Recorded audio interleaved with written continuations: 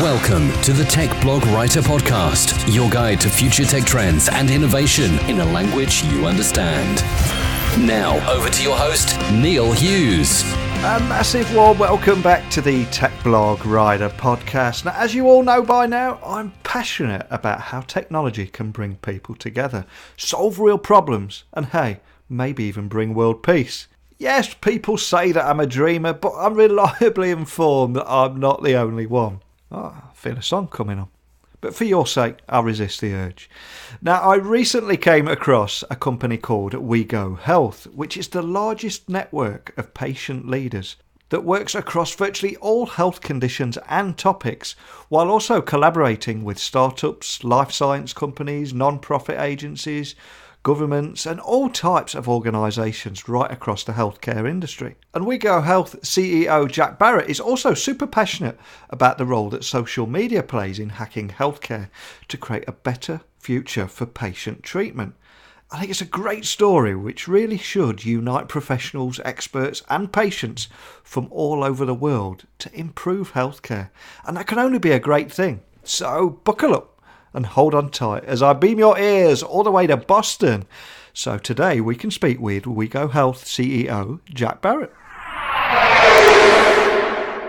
So a massive warm welcome to the show, Jack. Can you tell the listeners a little about who you are and what you do? Absolutely. Yeah, I'm a guy sitting in Boston and with a network of patients who I believe will change the world. I'm a CEO and a founder of WEGO Health, an 11-year-old company which is a network of 100,000 patient leaders. And what I do all day is make sure that I hope every healthcare company knows the value of really working side by side with top patient leaders, these advocates, influencers, opinion leaders who lead communities online and bring real skills to solving healthcare problems. And you really seem to be doing just that. I mean, WEGO also collaborates with startups, life science companies, non-profits, agencies, governments, and all types of organisations across healthcare. And I love how technology is playing such a big part in that. But can you tell the listeners a little bit more about exactly what problems you solve and what makes WEGO Health unique and stand out from other solutions out there? Sure. Yeah, we love the problem solution approach, right? It really comes down to what problems are you solving. One of our members, Natalie Hayden, says that patients should be not problems to be solved, but problem solvers. And that's what we've done is vetted a network of over 100,000 people who are true leaders and have stepped up to be opinion leaders and experts that can work directly with healthcare companies. Not every patient's ready to do that. Many patients are regular folks and they want to get better. They want to be e-patients and maybe solve their own personal problems with technology. But WEGO Health patient leaders are the ones who say, I'd like to help as many people as I can with a combination of a lot of reach and understanding of other communities, but also using technology to help a lot of other folks. So my motivation is to help the world get better as I've gotten better or managed an illness that's very serious. So, you asked a great question, which is, what kinds of problems do we really solve? And maybe two simple buckets. I'll talk first about digital health companies, the hot space of digital health, which is booming. And we like to see design and adoption problems as things we're particularly good at solving. So, working with the top patient leaders in any given condition or disease or topic can really help to design, whether it's an app or a device or whatever it may be, with the mind and eye of that entire community behind you. So when you're going to hire someone to do user experience design or collaborate on messaging for telling the world about that new product, a new digital health device or app, why wouldn't you work with someone who lives every day with the disease that you're working on? And we found that very small slice, that Venn diagram of people who have the professional skills to sit with your team side by side, be accountable, be paid, and be a part of that problem solving in a way that makes that design something that's not just a good idea and the right thing to do to have patients involved, but also a great business solver. The other big problem that digital health companies have, as I see it, is adoption, right? Terrific device, wonderful app. We've consulted with the patients, but no one is downloading it, no one is using it. And if you don't tell the world about that and you don't have a way to really get that digital health device adopted, then you're not going to succeed. So patient influencers, our members are, as we say, usually reaching about 15,000 other followers every month. So they're not just experts. They're also influential in their communities. And when they talk to their followers about a digital health application or technology, those people listen to them and understand that they have a very objective point of view and tend to, the uptake is radically different than when the company just tries to advertise or get the word out themselves. So solving design and adoption for digital health companies is one of the things we love to do, and working with those hot new companies.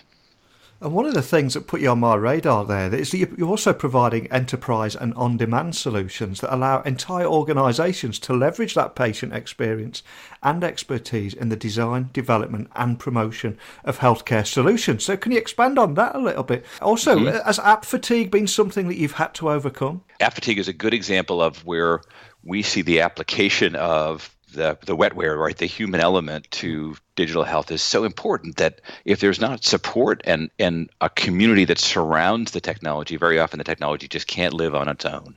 And what you look at, my favorite example is maybe an old one now, but a running app called Runkeeper that so many people use, which objectively is not the best running management app for an athlete or anyone else, but they've built a community of over 1 million folks who are talking with each other about how they did and comparing results, and that community has become perhaps more important than the app itself. So that's fundamental to our belief, is that the social support for digital health is what makes the whole picture work. The technology on its own won't succeed without that social support.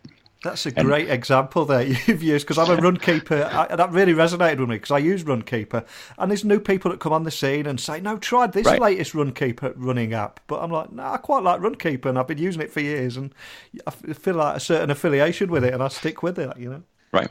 I talk to analysts a lot about what digital health technologies are going to stick, and I say, well, tell me about the community around the technology. And some of them say, well, what do you mean? I say, well, if you can't answer the question, then I'll tell you it won't be on the market very long. And that's frankly held up pretty well when people are asking about things like wearables that were all based on, like, the band is the coolest band. Well, if no one's talking to each other about what their band is telling them, it's not going to be the band they wear for very long.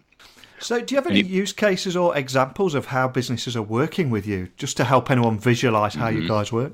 Well, sure. And life sciences companies make up a lot of our business, and I think that's where people are maybe most surprised that expert patient influencers and leaders are actually very interested in working directly with big pharma, and because no one often likes pharmaceutical companies very much.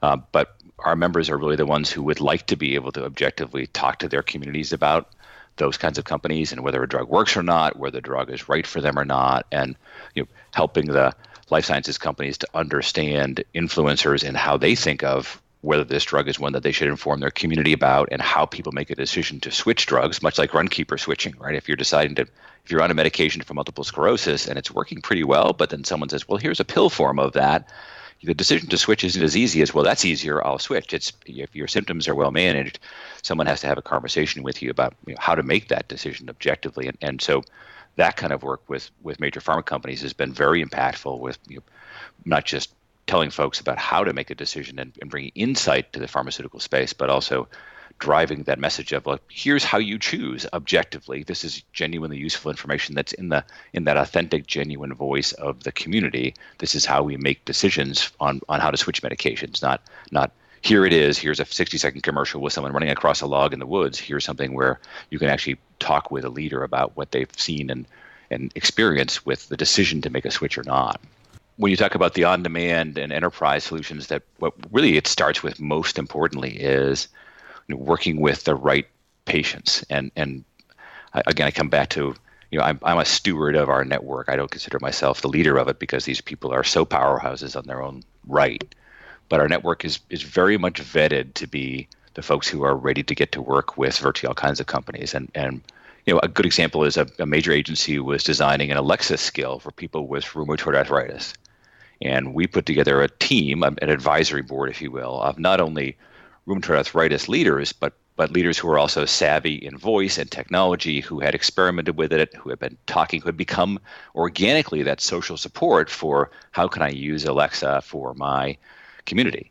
And so they could represent not only their own personal experience with Alexa or their own hopes for what Alexa could do for rheumatoid arthritis sufferers, but also what questions they were getting from the tens of thousands of people in their communities that were talking to them about Alexa. So that was a huge success. The company that was building it, as well as the agency that was designing it, were able to feel like they had a level of value from from these expert opinion leader patients that was very different from their typical patient focus group experience.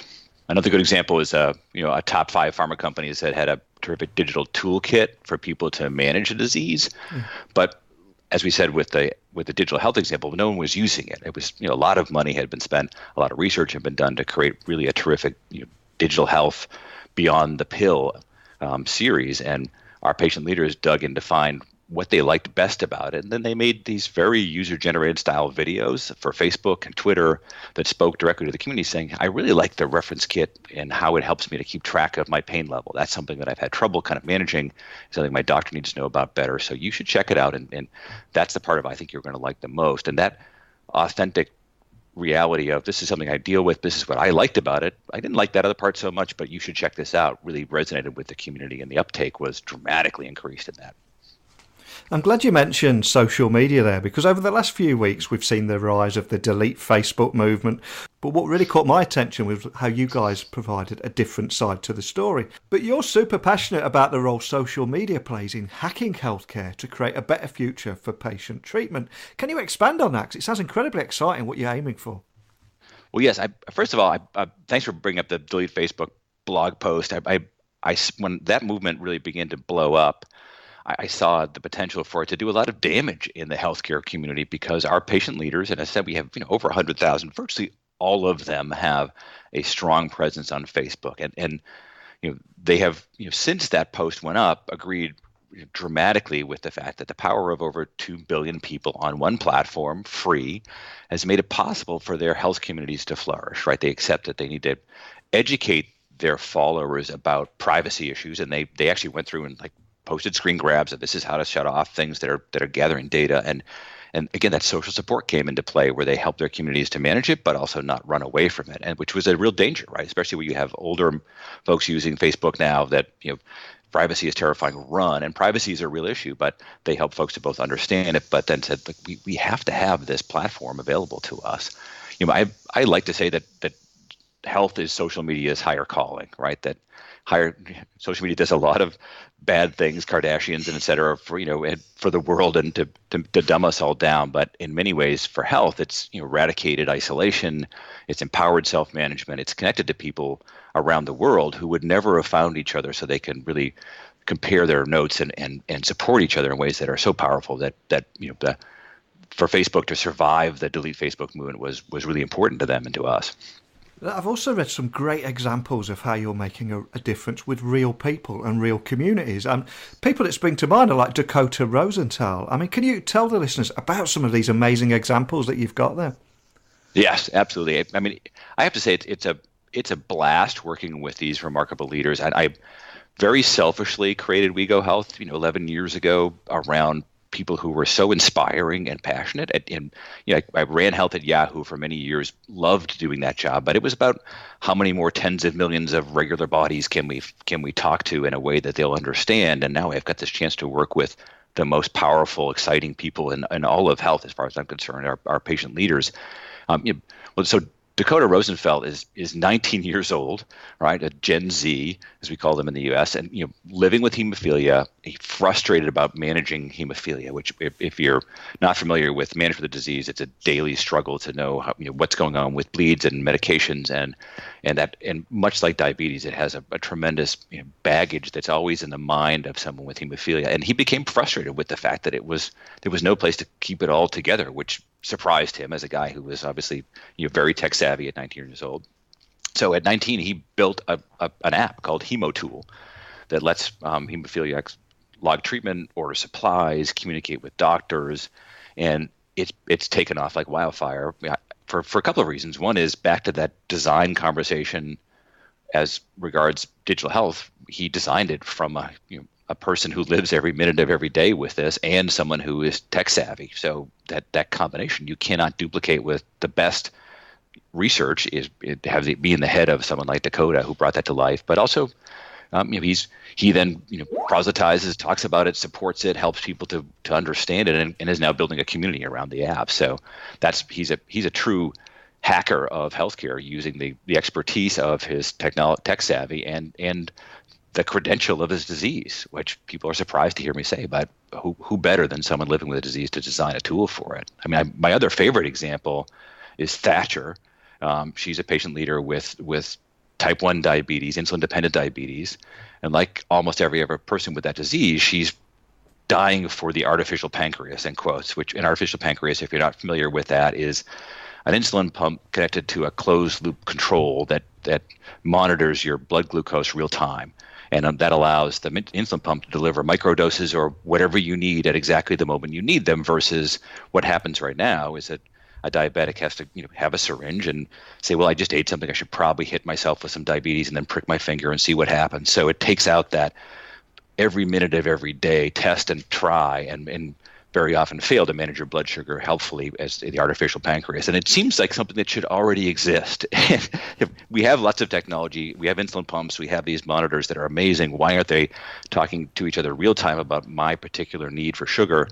And Thacher got tired of waiting. So she also happens to be a real deal coder, right? She is almost the archetype of a hacker sitting in Silicon Valley, cranking out amazing code and user experiences. And she said, look, we're going to create an open source artificial pancreas. So she hacked her own devices, created her own artificial pancreas of sorts, played around with it, and shared everything she did with a group of other folks who were similarly interested. And is, in my estimation, they're far ahead of where industry is in developing this, because they're doing it with the expertise of their day-to-day experience with the hacked version of an artificial pancreas. So, I mean, what could be more inspiring than people who see a problem, solve it themselves, and then want to help as many other people as they can right away to participate in that? So if anyone listening was to go to the WEGO Health website, the first thing they're going to be greeted with is two options, one of which is I work for a company. Can you tell the listeners a little more about what to expect when they arrive on your site? Sure. Well, you're right. We have two parts to our world. One is the organizations that we connect to our network, and the other is, of course, to serve our network. And when you click that, I work at a company, what we most want to do is introduce you to our network of 100,000 folks. And we do very grossly segment our 100,000 members into advocates, so folks who are really about advocating for awareness of a disease, about raising awareness of a condition that folks may know about, influencers, which is most everyone is an advocate and an influencer at work. So people who have built a large following online, particularly in social media, and then experts who are people like Thacher or even Dakota, who have a built-in professional expertise that sits on top of that advocacy and influence as well. So our main goal is to say, look, this is a uniquely valuable set of patient leaders who are ready to work with you, and there's lots of them. So chances are very good you're going to find that collaborative group that you're looking for here.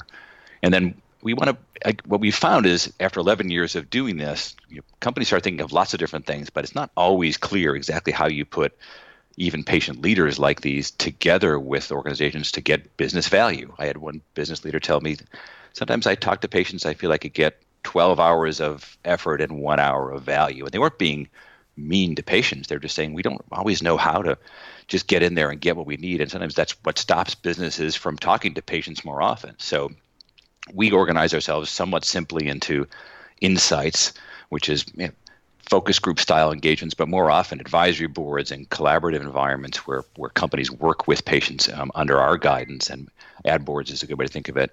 But also the other part is promotion and visibility. So we do a lot of work to work with patient influencers to promote products and services genuinely through the authentic voice of patient leaders, and to generate content with them that helps to make that promotion possible. So trying to simplify the kinds of things you can think about doing with patient leaders so that you don't get overwhelmed, but also saying, but it's easy to find them, and we'll make sure that the two come together seamlessly. So can you tell the listeners a little bit more about exactly what a patient leader is, and also how they can get involved if it's something that really inspires or excites them? Well, as we said, a patient leader is, in our world, and we've experimented for many years with the right algorithm, right? It started originally with, like, are you on Twitter or Facebook? And now everyone is. But what continued to come through was that motivation to help other people. And a patient leader is in fact that, right? They're not an e-patient using technology for themselves. It's an incredibly powerful movement. I think of e-patient Dave, who is, if you're not familiar with e-patient Dave, he was one of our first members. He's been a tremendous support. But he started by creating his own charts and graphs to track his own kidney cancer, and then but then became someone who went from being an e-patient to manage his own health with technology to telling every other patient he could possibly find. So that's when he went from an e-patient to a patient leader. So we're looking for people who are not only going above and beyond just living with their own disease, but trying to help as many other people as they can. So we track that through a combination of technology, and honestly, because we're a membership organization, we ask people a lot of questions about why do you do this, what's important to you, what diseases or topics do you feel you're an expert in, and vetting those people is what we do for a living all day, every day, and that's constantly evolving. We build a lot of technology with other people's money to make sure that goes well, but I think even more importantly, we built trust with the most objective and the toughest group of patients, if you will, who say, yeah, you guys are in it for the right reasons to put us together to make sure our voices are heard. So we're constantly vetting them for that desire to help other people and to be heard and connected. Anyone can go to wegohealth.com, WEGOhealth.com, and create a free account. So what we don't do is only invite certain people. We say, come on in, sign up, and tell us about yourself. And depending on your level of leadership, you may end up getting invited to, come speak at a national conference if it turns out you're a leader in multiple sclerosis, or if you're someone who's just getting started, you may get our newsletter and invited to some webinars and educational seminars. So we'll kind of put you where you belong without a lot of barriers in the way in the first place. But the 100,000 are folks that we have vetted to be at that top tier, the 4% who create 80% of online content. So what's your grand vision for WEGO Health within the next, 3 to 5 years? How do you see this evolving?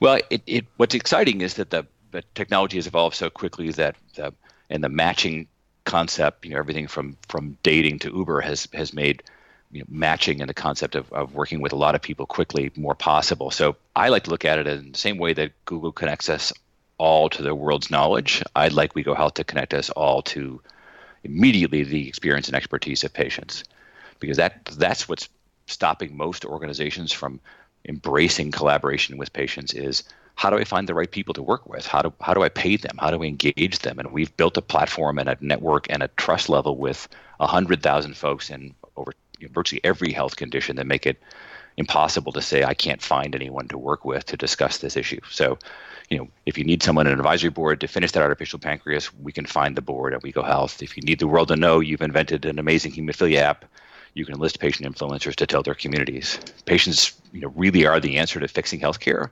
We want to be the ultimate talent pool. Fantastic. I love what you're doing there. It's so powerful as well.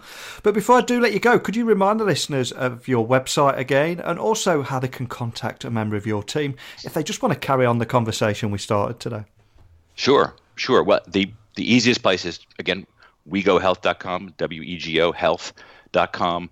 There's a great chat feature there. If you go to the company section, chat is on every page. So rather than send people separate URLs or emails, just wegohealth.com. When the chat pops up, say, hey, I have a question, and we'll be there to chat with you right away. We look forward to your visit. Excellent. Well, one of the things I always say at the end of every episode is technology works best when it brings people together. But something you said quite early on in the conversation there really resonated with me, and that was about how you should build a community around technology rather than the other way around. And that is so true. So a big thank you for coming on and sharing your story today. Yeah, it was fun. Thank you so much for having me. What a fantastic story. I really do hope that we've got an army of medical professionals, experts, technologists and patients that are listening to this show right now in every corner of the world that are able to leverage technology to form that community and really make a difference. So if you are interested in how to become a patient leader, please visit WEGO Health and don't forget to report back to me. Let me know how you got on. Let me know about the experience, what you encountered, the goods, the bad, the positives, the negatives, everything. I'd love to hear from you. And like I said in the interview, the big takeaway from today's conversation was putting community at the heart of technology. Because community should always come first. And that's why Jack is doing what he is doing with WEGO Health. And also why I record this daily podcast. Because we're all scattered all over the world. But one thing that I think we often forget is that we can all collaborate in ways that our parents and grandparents could only ever dream of. So let's keep conversations like this going. And speaking of conversations, if you'd like to reach me directly, remember you can get me by tweeting me at Neil C. Hughes, emailing me techblogwriter@outlook.com, or pop by my website, techblogwriter.co.uk. So I wish each and every one of you good health as I walk off into the distance one more time. But before I do that, I'm going to look over my shoulder and say, until next time, don't be a stranger. Thanks for listening to the Tech Blog Writer Podcast. Until next time, remember, technology is best when it brings people together.